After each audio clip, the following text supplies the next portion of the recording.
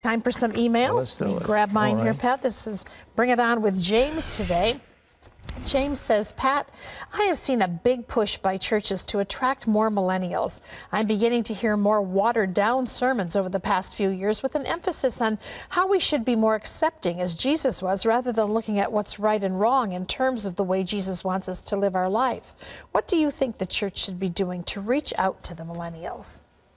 You know, I was in the Marines, and the advertisement for the Marines was they showed a Marine with a rifle and said, this rifle needs a man. That's how they recruited, and they got tough people as a result. But I think, you know, this Army needs a wimp. I mean, you know, it doesn't play very well, and that's what we're advertising. Jesus said, except a man is willing to take up his cross and follow me, he can't have any part in the kingdom. There was a church out in Illinois, a very popular church, and the pastor was a real nice man, but he had what's called a seeker church, you remember? The seeker church had about 18,000 members or so, and all of a sudden he said, I was mistaken. Because he had all these people, but they really hadn't come to the cross. Nobody really surrendered and committed. Yeah, and if you're going to have a dynamic church, there's got to be surrender, and you've got to preach what it takes. And the young people, I know when I was a Marine officer, when I was training troops, the tougher it was, the better they liked it. I'm serious. I mean, if you give them easy stuff, they feel, well, I'm not really being prepared. The great coaches in football are the ones who really train the players to the point where they're ready to win games, you know. And I think it's the same thing with the Lord's army. You know, you need to have people who are prepared to embrace the death and resurrection of Jesus and to live for him. And you can't sugarcoat that. All right. Okay, this is Teresa, who says, my father was a minister and a precious man of God who's with God now. I'm blessed to live with my wonderful mother, who is dyslexic and cannot read, but a very intelligent woman. For some reason, she believes once you're saved, you're always saved. I know my father did not tell her that, but I do not know how to witness to her. She's so firm on believing this. Please help. Hey, listen. If your mother believes that she's saved, well, God bless her. The fact that the doctrine that she embraces you may disagree with is no reason to be upset. I mean, you say, how do you pray for it? Well, she's accepted the Lord. You think, well, I'm good. Well, all right.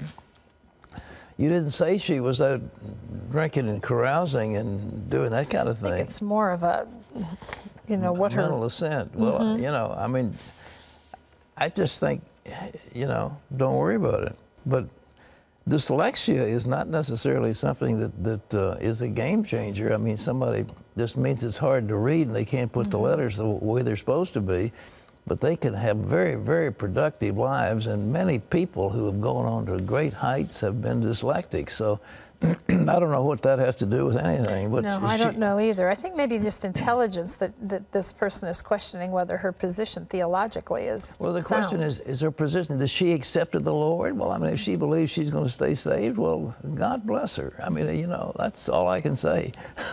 You know, John Wesley was talking to a man, and they were on horseback, and he was doing everything he could to persuade him. And he said, what more could I do, seeing that he's a sea captain? I mean, that was it. He'd give it a good shot. All right, what's that? Okay, this is Cynthia, who says, my daughter is pregnant with her first child, my first grandchild, and obviously there's a lot of rejoicing and excitement. Young parents now regularly post fetal ultrasound photos on their Facebook photo. From a spiritual point of view, is there any harm in doing this? Please give me your thoughts on this. I don't think there's any harm in it, but I tell you, there are demons and there are evil people in the world, and you post a picture like that and some cultist gets hold of it, a coven, and they begin muttering curses against an unborn child. I just don't think that this business of, I mean, posting the most intimate parts of your body on Facebook, I just can't see it. To me, it's abhorrent, but it isn't necessarily unbiblical. It's just abhorrent. All right? And maybe unwise, as you said. You need to think that you through. Never can tell what somebody's going to do. Yeah. All right. This is Angelina, who says, I'm 17 years old and engaged. Wow. I want to get married this summer, but I don't want it to interfere with getting financial aid and grants for college because you get less if you're married. Is it okay to have a marriage ceremony and have a pastor marry us, but wait until I graduate college to get married by the state?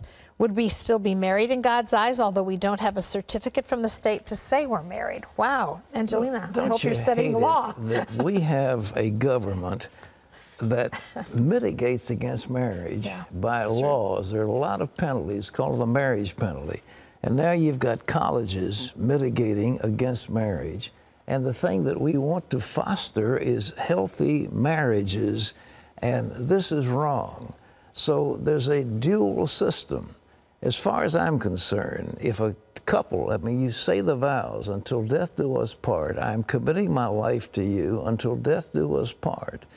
Now, Abraham was married to his wife by God, and there wasn't any justice of the peace, there wasn't any civil registry, there wasn't anything he had to fill out.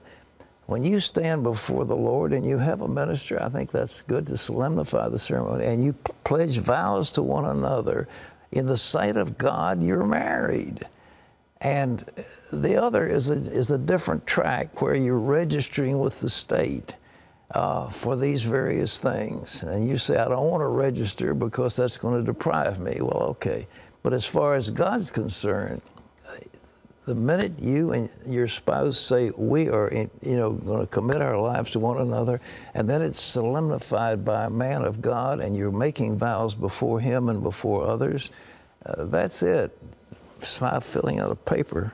That doesn't make it any better, in my opinion. Yeah, that's an interesting question. But it is. But I mean, we've got this dual system now, and so people are saying, I mean, older people, they say, well, we'll give up our Social Security if we're married, so we'll just live together. You can't do that, but you can certainly get married in God's eyes. We've got a government system that's just one more of the things that's broken.